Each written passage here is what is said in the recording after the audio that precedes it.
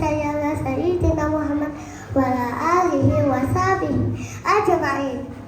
Assalamualaikum dan selamat pagi saya ucapkan kepada Tuan Pengerusi Majelis, Barisan Hakim, penjaga masa dan hadirin sekalian. Nama saya Syarifah Amnah Bashira binti Said Sufian, umur saya 5 tahun.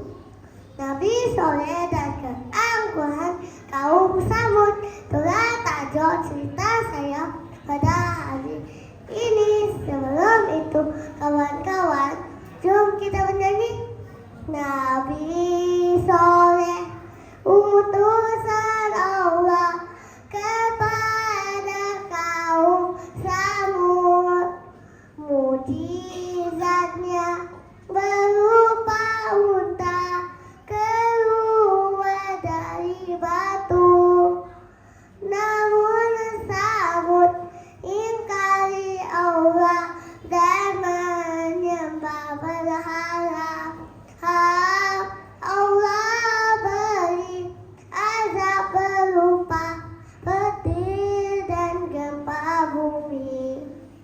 Tahukah kawan-kawan, Nabi Soleh alaihissalam berasal dari keturunan Nabi Nuh yang diutus Allah kepada kaum Samud. Mereka tinggal di kota Al-Hijr. Beruntungnya kaum Samud ini kawan-kawan, mereka telah dikurniakan oleh Allah tanah yang subur, air yang jernih, dan hasil tanaman sebagai makanan. Mereka turut menguasai kebijaksanaan untuk memahat gunung-gunung.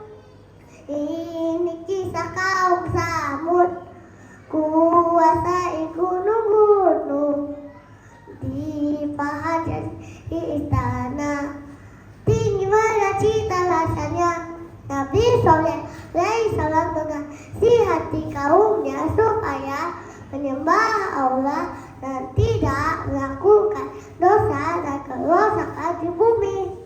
Namun kaum Samud mengabaikan nasihat Nabi Soleh alaihissalam. Nikmat dan kemewahan menjadikan mereka hidup aman dan tenteram, sehingga mereka menjadi kafir. Mereka hidup seolah-olah kemewahan ini akan kekal dan hari pembalasan tidak akan berlaku. Alangkah sombong dan ruginya kaum Samud karena keingkaran mereka kepada Allah. Lantas Nabi Soleh alaihissalam membela sikap mereka. Adakah kamu menyangka akan dibiarkan tinggal di dunia ini selama-lamanya dengan aman? Baginda mengecap perbuatan kaum Samud yang sombong dan angkuh itu. Tetapi sungguh besar jugaan Nabi Soleh alaihissalam. Baginda malah dituduh sebagai orang gila yang disihir. Nasihat dan pendapatnya tidak didengar dan diikuti. Kaum Samud menyiapkan kenabian Nabi Soleh alaihissalam. Mereka mencabar Nabi Soleh alaihissalam menunjukkan mukjizat sebagai bukti kenabiannya. Nak tahu tak apa mukjizat Nabi Soleh alaihissalam? Allah telah menurunkan Nabi Soleh alaihissalam seekor unta betina yang dikeluarkan dari batu sebagai mukjizat baginda. Unta betina tersebut besar serta mengeluarkan banyak susu yang cukup untuk semua orang. Nabi Soleh alaihissalam berhasil mengingatkan kaumnya supaya tidak mengganggu unta itu. Bismillahirrahmanirrahim.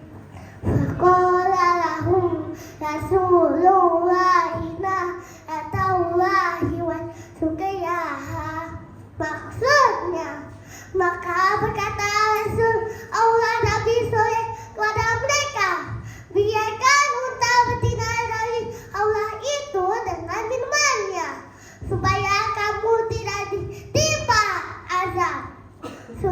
Asyam ayat 13.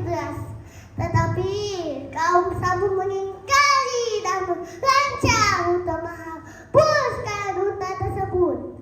Mereka menghantar mereka paling jahat untuk membunuh unta mujizat itu. Lalu Allah turunkan azab kepada mereka seperti Al-Haqqah ayat kelima. Bismillahirrahmanirrahim.